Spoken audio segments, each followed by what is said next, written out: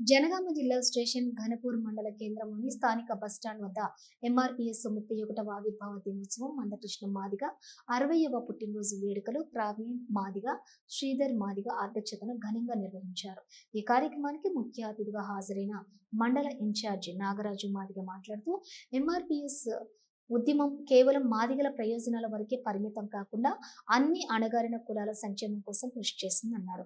ఈ కార్యక్రమంలో ఎంఎస్పీ జిల్లా ఉపాధ్యక్షులు మరియు ఏరియా మాదిగ ఎంఆర్పీఎస్ జిల్లా ప్రధాన కార్యదర్శి అశోక్ మాదిగ, ఎంఎస్పీ జిల్లా ఉపాధ్యక్షులు శ్రీనివాస్ మాదిగ, శ్యామ్ మాదిగ, రామచంద్ర మాదిగ, రాజశేఖర్ మాదిగలు పాల్గొన్నారు.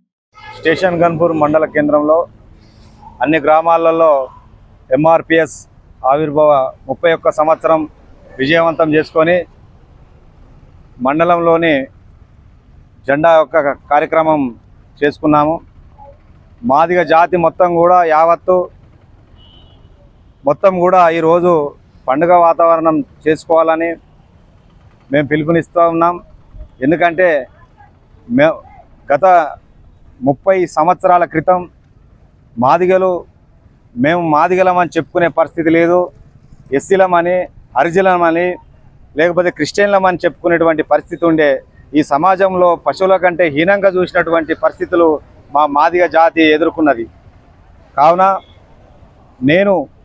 నేను మాదిగను అని చెప్పుకొని ఈ సమాజంలో మందకృష్ణ మాదిగ 30 సంవత్సరాల క్రితం ఎంఆర్పీఎస్ దండోర ఉద్యమాన్ని ప్రారంభించి నేటికి 31 సంవత్సరం అవుతా ఉన్నది.